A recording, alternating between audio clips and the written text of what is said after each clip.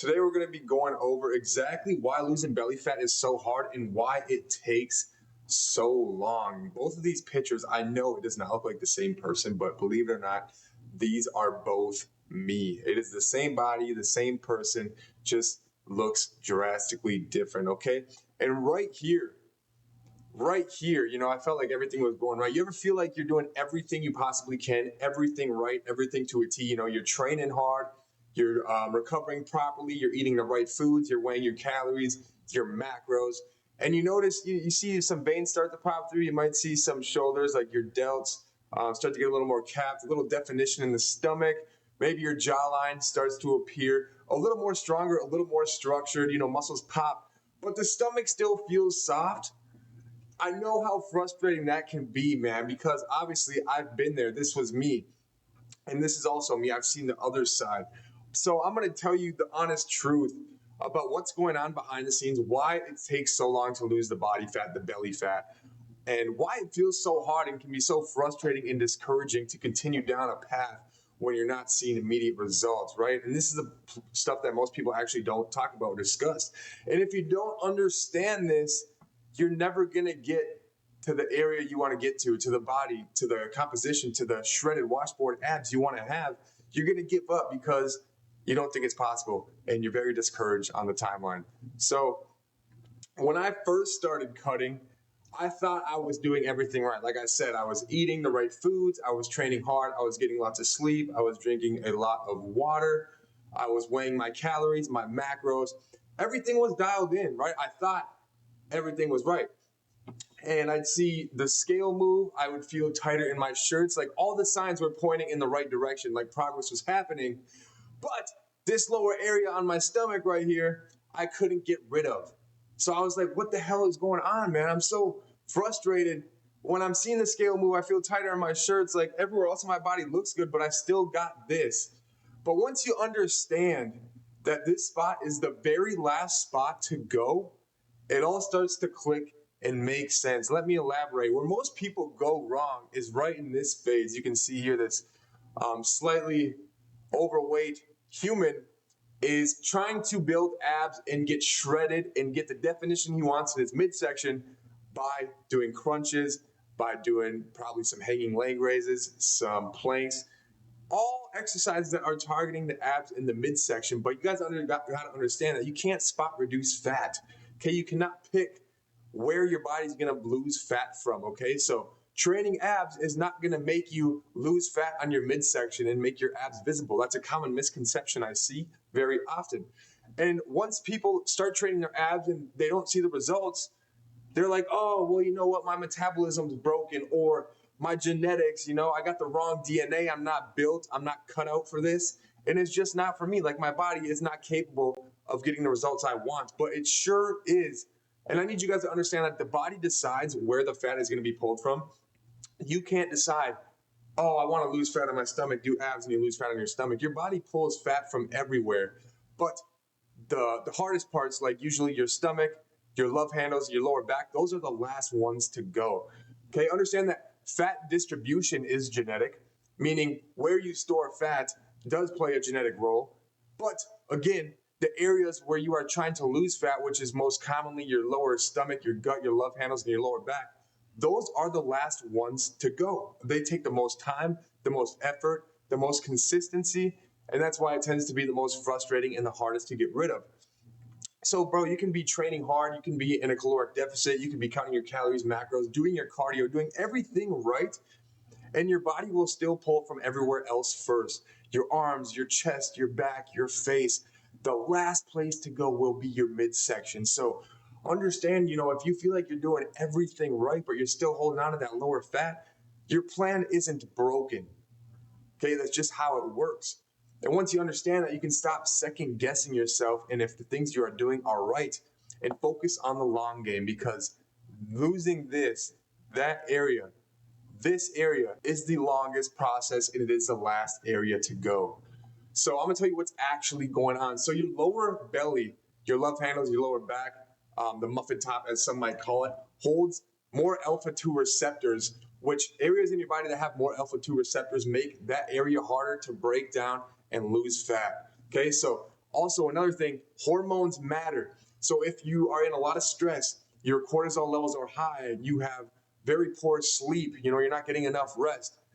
Higher cortisol in your body tends to store more fat in those areas. Also, when you're lean, your body starts to fight back as like a response, like a survival mechanism, okay? Because once you're already lean, this part is the hardest, and it's like your body is so unused to it and uncomfortable with it that it's trying to hold on to every last bit of fat it possibly can, because you already lost most of it everywhere else. This is just the last to go, and this is the place where it holds on as a kind of like a survival mechanism, think of it as. In that process of your body hanging on to the fat and fighting back and holding on to it as hard as it can, treating it like it's gold, is the process of metabolic adaptation, which means fewer calories are being burnt, your energy drops, your hunger increases, and it literally protects your body fat like gold. It doesn't want to get rid of all of it.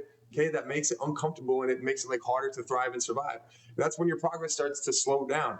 Your plan's not broken. Your body's not broken. It's doing what it does, and its main goal is to survive. And so that's what it's trying to do here by holding on to the fat that you're not currently getting rid of.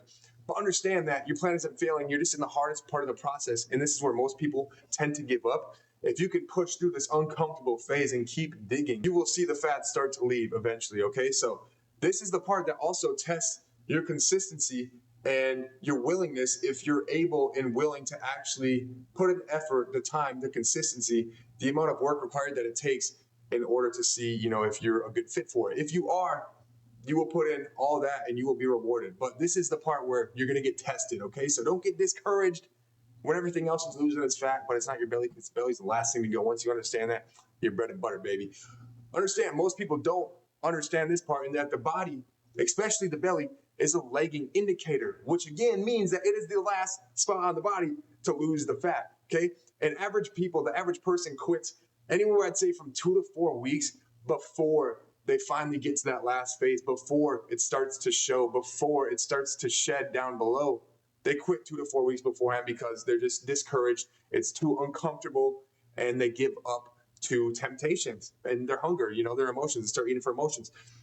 But that right there, quitting and seeing it through, is the difference between the guys who get fucking shredded six-pack abs looking like washboard and the people who stay stuck. So if you want to have those washboard abs and have the definition, the composition you want, you got to keep pushing, right?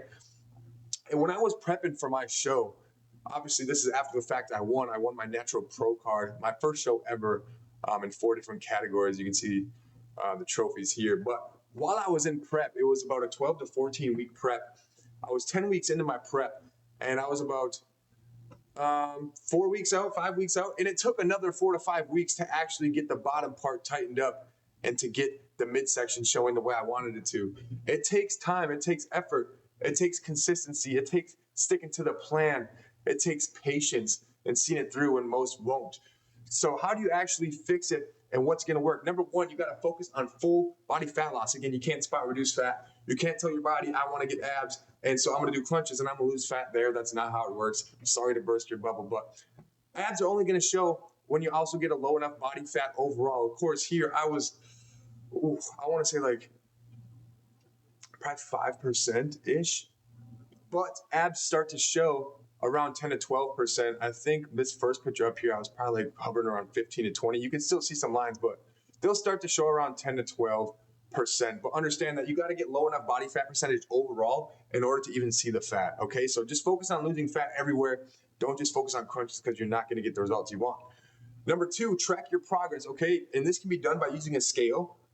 Just noticing the trends on a weekly or day-to-day basis. I actually won't recommend a day-to-day basis. I'd focus on a week at a time, because weights and the scales tend to fluctuate very frequently, and that's just a normal part of the process. So use the scale, kind of go on a week-to-week basis. You can also use waist measurements, use a tape measure around your waist, get the circumference of that and see if that changes. Progress photos are good ones to look back on. You can have reference points, starting points, and see your body change in real time as you compare to your progress photos. You'll notice trends before you see visible change. And on the scale, the waist, the photos, the way your clothes feel and fit, you'll notice that before you actually see change with your own eyes in the mirror. And once you be like, damn, like this is actually working, right?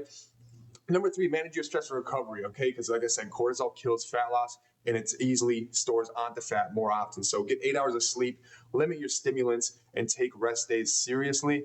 I'd always promote and go for active rest day, not just kind of laying down and doing nothing and wasting your day and your time, but getting some movement in, being active, going out, playing some sports, maybe going on a hike, a jog, a walk, listen to a podcast, reading a book. Like just get some movement in because it's actually going to help you progress more than if you're just kind of like laying there and doing nothing all day and sleeping.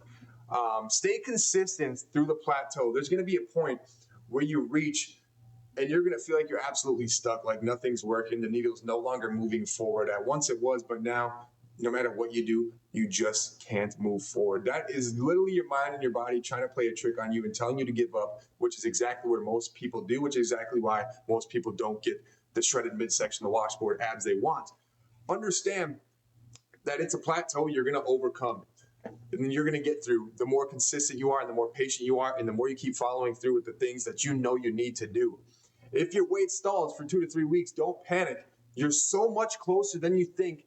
Your body is just fighting back through the metabolic adaptation we referred to earlier, okay? It's trying to hold on to it for as long as it can before you win. It wants to make you tap out, but you got to make that shit tap out, brother. And the last one, number 5, stop thinking that in weeks, stop thinking in weeks and start thinking in phases, okay? Don't think week after week after week after week you should see progress and noticeable results. That's not how it works. Think in phases, okay? You don't build belly fat in 4 weeks. You're not going to lose it in 4 either. Building it takes time, just like losing it and getting it off does, okay? They're both a process. It's not a day after day, a week after week thing that you can easily see and notice and recognize. Look at it in phases instead. This will help you.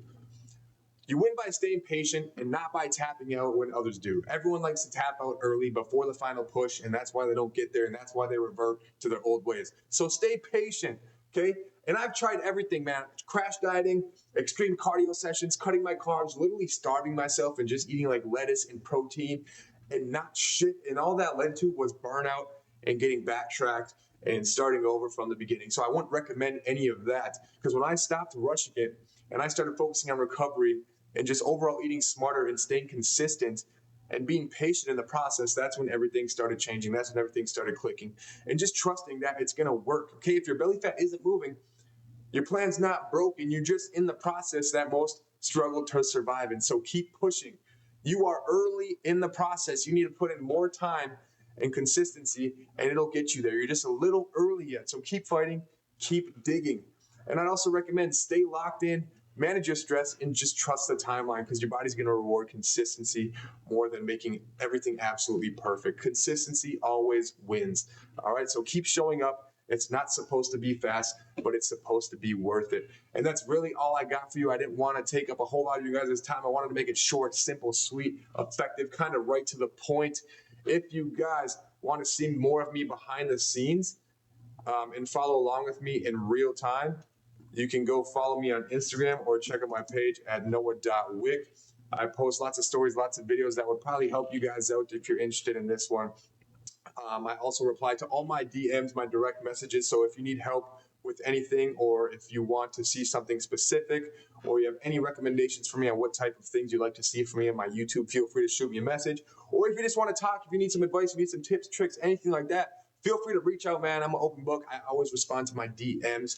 But yeah, that's it. It is Tuesday, September 30th. I hope you guys have a great rest of your day and your week.